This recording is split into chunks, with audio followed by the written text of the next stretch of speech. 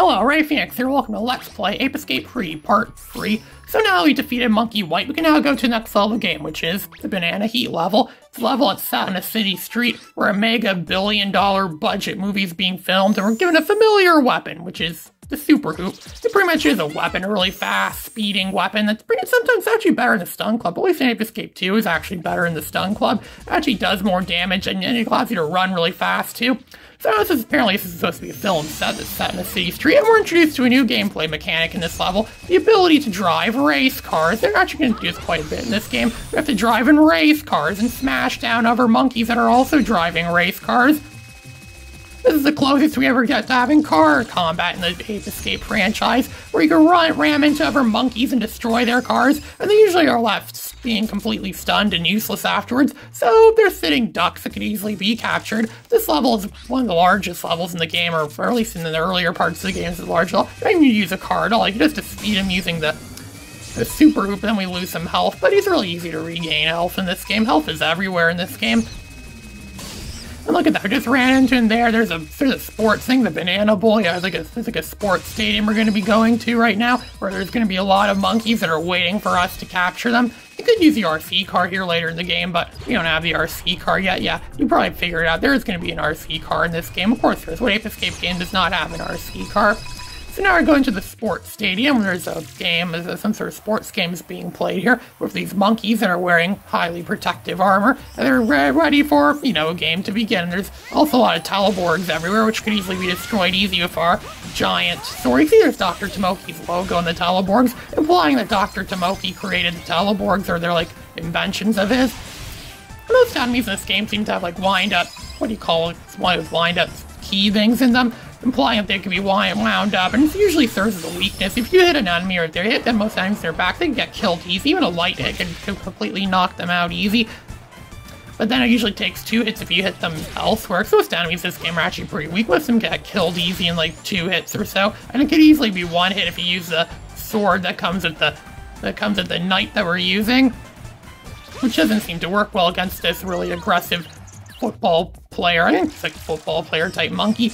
This part of the level is actually easier if you're using Yumi, because most of these monkeys are fans of Yumi's pop singing, and their mouths open up, and they actually and their eyes turn to hearts when they see Yumi come in. So Yumi is actually easier for this game. Yumi pretty much is the easy mode in this game for that very reason. So that's why I'm playing as Kay, because we're on a real challenge. Because this game isn't overly hard, it actually is difficulty-wise. This actually is probably the easiest, one of the easier games in the Ape Escape franchise.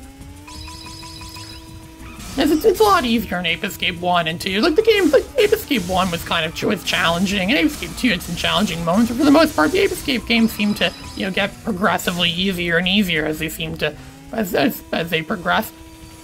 And that's definitely the case with this one. This game's also known as being the most cartoony and then least realistic game of the Ape Escape series, mostly because everything there has, look at the explosions. The explosions don't look 3D at all. This looks like they just took 2D sprites, like 2D thing, like almost like out of a 2D anime, almost just applied to the car to make it look like the car is big exploding, but it looks really fake.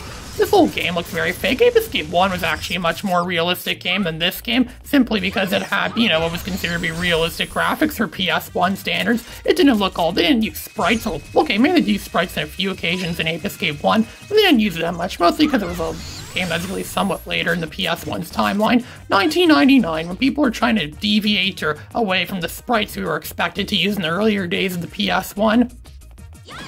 And so now we could even go into a bank. It's all so big, it has its own bank, and we can film a movie here for some sort of bank heist movie coming up. Do they think they're running out of pellets? I don't think they ever do run out of pellets. I don't know how they could build that.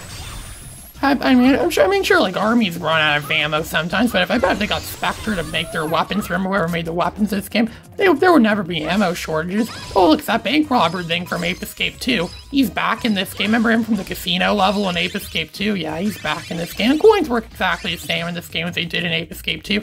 Collect a few coins in a row, and then eventually they turn to silver coins, which are worth 5 coins. Then they turn to those gold star coins, which are worth 10 coins, and it works exactly the same. It's really easy to max it. Actually, it's not as easy to max out the coins. That's because in Ape Escape 2, the most you could have is like 999 coins, which really fills up really fast in that game. The game constantly wants you to play that slot machine. Well, it's not really a slot machine, but it's like a thing where you put money into, and you might win something. Ape Escape 3 doesn't have that. So figures, what's the point in making you constantly spend money on stuff that you don't even need? So the maximum in this game is 9,999 coins, and we're given yet another gadget. This game likes to throw gadgets at us. Almost every level in this game gives us a new gadget or something new to morph into. It's constantly throwing them right in our face. Oh, there's new stuff, new gadgets. And you add up all the gadgets and morph gear and stuff like that, you can get this game. You can say the fact too, there's a few rare levels that don't give you any new of those, what those things are.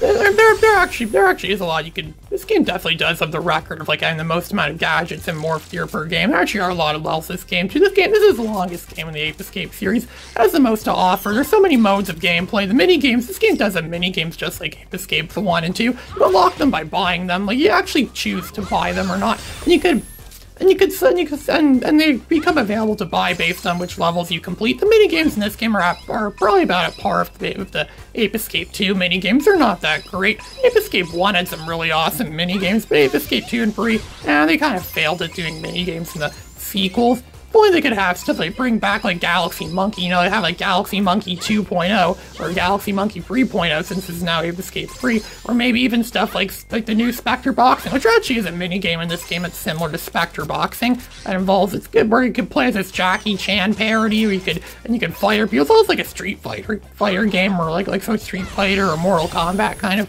fighting game is. And then there's a throwing game where you actually pick up monkeys and throw them. That level doesn't make, that minigame doesn't make any sense.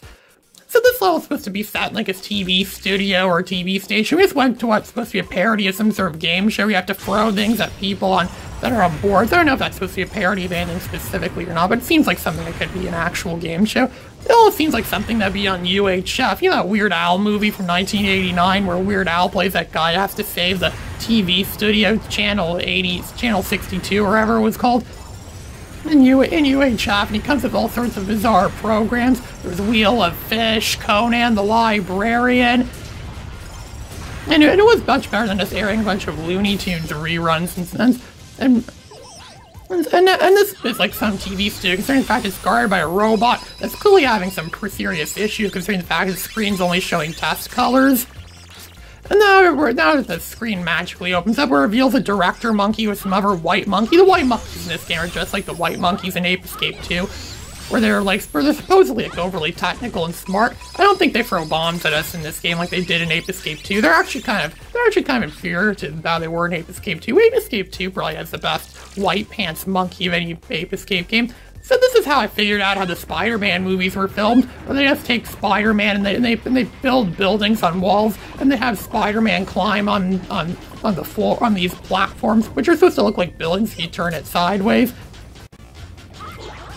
Is there captured Banana Mon? He's supposed to be the Spider-Man of these monkeys. Banana Mon. All sounds like a song by Tally Hall or something like that. Banana Man or something like that. I know Tally Hall started to become big around the time this game came out. I don't know, maybe there was some influence of Tally Hall in this game. I remember this. I used to play this game a lot around 2007, 2008. I got this game for my birthday in 2007. And it was like my most played game at the time from 2007, 2008. It was well up. It was one of my most played games. Up there with Ratchet & Clank Going Commando and Ratchet & Clank Up Your Arsenal. And what else did I play a lot during that time? I know I played some other stuff during that time too. Oh, Mega Man Powered Up. That was another game I played a lot around 2007, 2008. And this part of the plays a piece of music that sounds a lot like Thriller by Michael Jackson. Like, all instrumental. Some of the songs in this game are so similar. I mean, this one especially is so similar to the real Michael Jackson Thriller song. I wonder if there was any possible lawsuits over that. I know there was supposedly a possible lawsuit over one of the songs from Mega Man X3 that sounds like, because it was Neon Tiger stage in Mega Man X3. It sounds very similar to some song by Guns N' Roses, and apparently there actually was going to be a lawsuit over it at one point. And so we just went and captured a bunch of monkeys. We cleared out part of Spectre's TV studio. And there's a TV studio nearby. I mean, it's kind of like that, like a local... It seems more like something that could be like a local cable thing. We have your cable channel where they make your little cable movies. You know, they're low budget, made for cable movies. Yeah, this is Ray Phoenix signing out.